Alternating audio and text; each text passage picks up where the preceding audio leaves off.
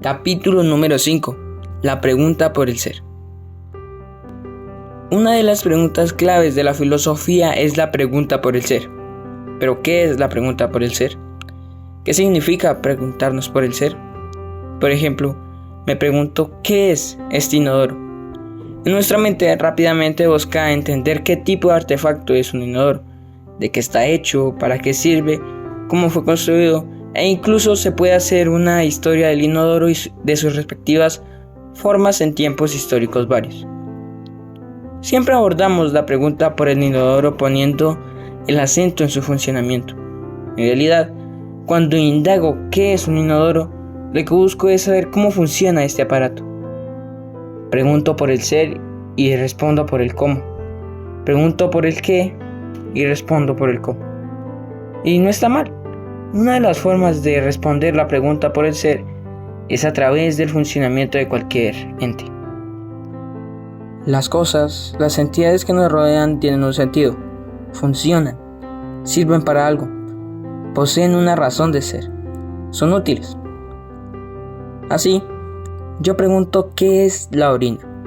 Hay todo un saber que responde a partir del entrecruzamiento disciplinar de la biología y la química como mínimo.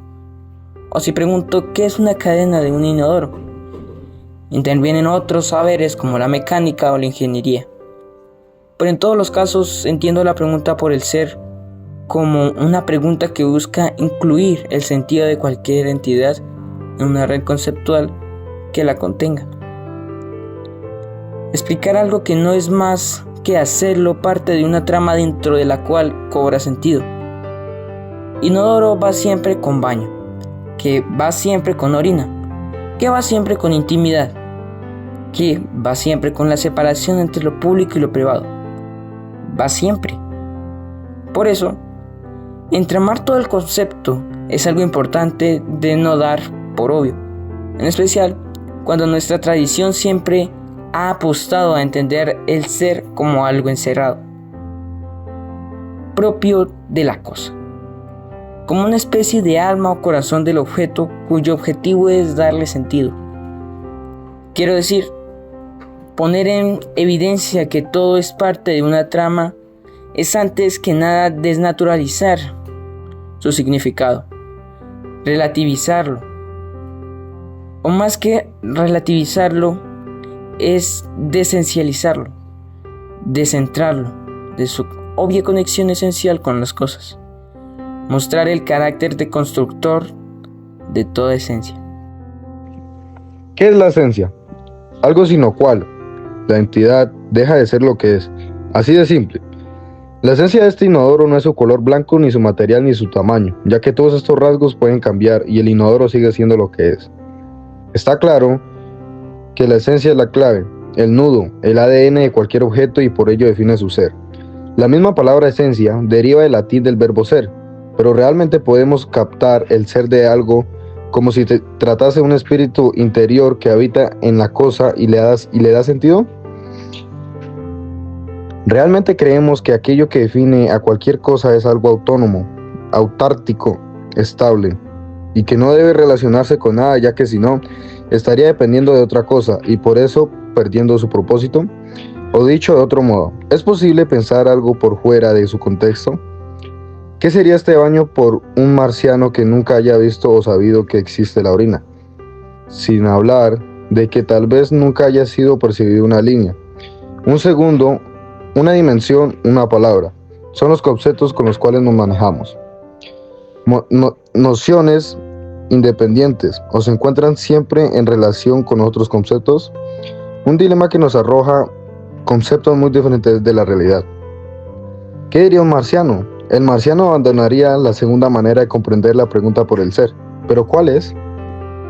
Si un marciano apareciera por primera vez en nuestro planeta y cayera justo en este bar, ¿qué cosa no entendería? Supongamos que la idea del marciano refiere a una otredad radical, que esto es, a alguien que no comparte nada de nuestra concepción de lo real. Supongamos que no solo no fuese una criatura material o corporal, sino que además no compartiese nuestra lógica, nuestra racionalidad. Si así fuera, no entendería nada, pero de nada. No solo se sorprendería de este líquido transparente con color alcohol que estamos todos ingiriendo, sino que no entendería que es un vaso y por qué en su interior hay líquido, pero además que es un líquido y por lo que tomamos, y por qué lo tomamos, y por qué el líquido desaparece detrás de nuestras bocas. Pero esto no es todo, sino que está lejos de ser algo. No comprendería las leyes más básicas de la lógica, de la casualidad, de la secuencia. Lo asombraría no esta pared o esta sonrisa, sin que haya formas, colores, dimensiones. Lo asombraría todo. Hay algo en la pregunta por el ser en esta perspectiva. Tiene que ver con la recuperación originaria de la capacidad de asombro. Claro está que todo radica en el lugar que le damos al ser, casi como llegando a la pregunta más temible. ¿Qué es el ser? La pregunta taulógica, la pregunta de todas las preguntas. Si el ser es el principio o el punto de llegada, que para el caso es lo mismo. El ser se vuelve el fundamento del funcionamiento de las cosas. Se lo piensa así como el ser supremo. Se lo piensa así como aquello que le da ser a todas las cosas. Y sin embargo, si aún concebimos a lo real como una escalera jerárquica donde cada escalón superior fundamenta y le da sentido al escalón inferior, y necesitamos entonces que haya un último escalón definitivo para que el universo todo nos cierre sin fisuras. Entonces, el ser se vuelve fundamento último cuya presencia explica por derivación el funcionamiento de todo lo que hay. El ser se vuelve la clave del orden, pero si por el contrario entendemos al ser como un resto, esto es, como la pregunta que se haría siempre el marciano que observa todo desde un lugar desacostumbrado y se anima a interpelar lo real. ¿Qué es la ginebra? Pero no quién la hace, o de qué está hecha, o qué tipo de alimento es, o qué efectos genera en nuestro cuerpo, sino, ¿por qué hay ginebra? ¿Qué significa que la ginebra sea, y que sea así, y no de otro modo? ¿Y por qué de entre las infinitas combinaciones posibles que se podría haber dado entre los líquidos, se dio sin embargo una entre millones que dio como resultado a la ginebra que se viene produciendo hace siglos como una bebida alcohólica más en un mundo donde los hombres toman este tipo de bebidas y no otras cuando podría haber tomado otros millones tipos de bebida? O mejor, ¿qué resto queda una vez dejamos de lado todo lo que hay dicho y explicado sobre la ginebra? De modo tal que si se nos ocurriese una nueva respuesta también pudiésemos seguir interrogándola con un nuevo ¿por qué? Un resto que nunca se contribuye en algo porque siempre sobra. La pregunta por el ser o la pregunta del marciano va por otro lado, recorre otras perspectivas posibles o apunta a lo imposible. No se preocupa por lo que de ginebra tiene esta ginebra, sino que se preocupa por lo que tiene que ser. Ya que antes que nada, la ginebra es, o dicho de otro modo, tengo ante mí una entidad ginebra. A la filosofía le interesa lo que tiene de entidad y no lo que tiene de ginebra.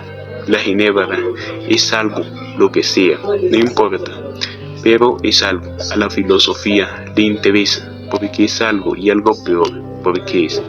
Me están mirando mal. El señor que me hablaba de la inflación le está susurrando a otros algo sobre mi persona. Me doy cuenta, pago es algo.